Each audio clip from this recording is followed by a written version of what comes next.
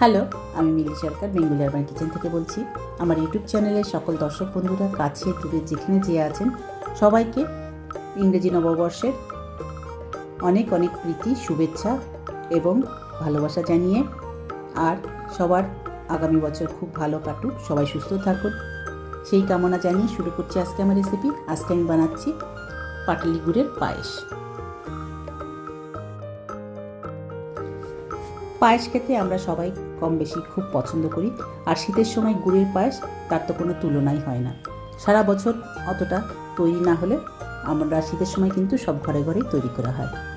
আজকে আমি কিভাবে তৈরি করেছি সেটাই আপনাদের সঙ্গে শেয়ার করছি। এখানে 1 লিটার দুধ নিয়েছি, ফুল ক্রিম দুধ, আর এখানে 100 গ্রাম মতো চাল আছে, আর নিয়ে নিয়েছি 200 গ্রাম পাটালি গুড়, যেটাকে আমি ভেঙে ছোটো ছোটো করে নিয়েছি, আর নিয়েছি কিছু কাজু আর কিশমিশ। এই দিয়েই তৈরি করব পাটালি গুড়ের পায়েস। একটা প্যান বসিয়ে দিয়েছি, তার মধ্যে দিয়ে দিচ্ছি 1 চামচ ঘি। ঘিটা যখন মেল্ট হয়ে যাবে তখন আমি এর মধ্যে দিয়ে দেবো কাজু আর কিশমিশ, যেটা ছিল সেটা দিয়ে দিচ্ছি। সেটাকে একটু এই ঘিয়ের মধ্যে ভেজে নিয়ে তুলে নেব। আজকে আমার বানানো এই পাটালি গুড়ের পায়েস রেসিপিটা আশা করি আপনি স্কিপ না করে সম্পূর্ণ দেখবেন। দেখে যদি ভালো লাগে তাহলে অবশ্যই লাইক করবেন, শেয়ার করবেন, আর বেল আইকনটা প্রেস করবেন, তাহলে নতুন কোনো ভিডিও আপলোড হলে আপনি তার নোটিফিকেশনটা পেয়ে যাবেন। কাজু আর কিশমিশটা ভাজা ভাজা মতো হয়ে গেছে, এবার আমি এটাকে তুলে নেব।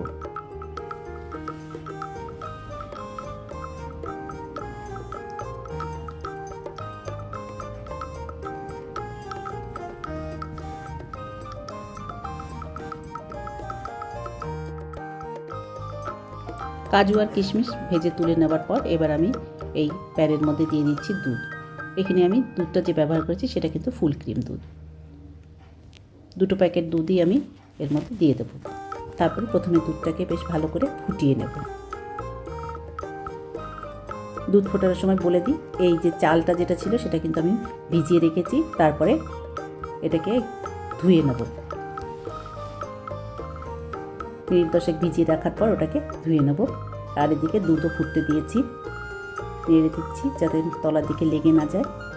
এইভাবে করে নেড়ে নেড়ে দুধটাকে ভালো করে ফুটিয়ে নেব। দুধ ফুটিয়ে একটুখানি ঘন করে নেব, তারপরে এই দুধের মধ্যে দিয়ে দেবো চাল।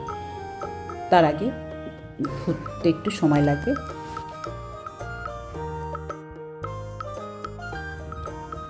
বেশ কিছুক্ষণ হয় দুধটা ফুটে উঠেছে।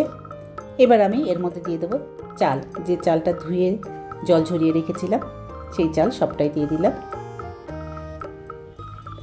চাল দেওয়ার পর এবারও খুব ভালো করে নেড়ে দেব। এরপর আমি এর মধ্যে দিয়ে দিলাম 2 তেজপাতা। যেহেতু পাটালি গুড়ের পায়েস, পাটালি গুড়ের একটা নিজস্ব গন্ধ থাকে, সেই জন্য আর কোনো কিছু আমি এখানে ব্যবহার করব না।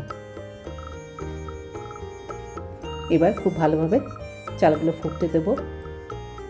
এরপর আমি এর মধ্যে দিয়ে দিলাম আগে থেকে যে ভেজে তুলে রেখেছিলাম কাজু আর কিশমিশ, সেটাও দিয়ে দিলাম।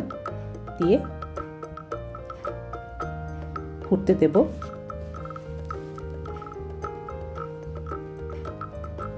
মাঝে তুলে দেখে নিলাম চালটা ভালো সেদ্ধ হয়েছে কিনা।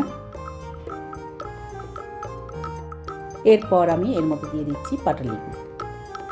পাটালি গুড় ছোটো ছোটো টুকরো করে রেখেছিলাম, সবটাই দিয়ে দিলাম। তারপর আবারও খুব ভালো করে নেড়ে দেব। এখানে আমি যেটুকু গুড় ব্যবহার করেছি তাতে ভালোই মিষ্টি হবে। আপনার যদি মিষ্টি একটু বেশি খেতে পছন্দ হয় সেই ক্ষেত্রে আপনি কিন্তু গুড়ের পরিমাণ আরেকটু বাড়িয়ে দিতে পারেন। পাটালি গুড় দিয়ে খুব ভালো করে নেড়ে দেব যাতে গুড়টা বেশ ভালোভাবে মিশে যায় দুধ আর চালের মধ্যে। এইভাবে কিছুক্ষণ ফুটিয়ে নেওয়ার পর তৈরি হয়ে গেল পাটালি গুড়ের পায়েস। আমরা পায়েস তো যে কোনো শুভ অনুষ্ঠানেই ঘরে তৈরি করে থাকি। মিষ্টির দোকান থেকে মিষ্টি তো আমরা কিনে খেতেই পারি পয়সা দিয়ে, কিন্তু এই পায়েস সেটা একটা শীতের সময়, আর সেটা যদি হয় পাটালি গুড়ের তাহলে তো কোনো কথাই নেই, খেতে কিন্তু দুর্দান্ত লাগে।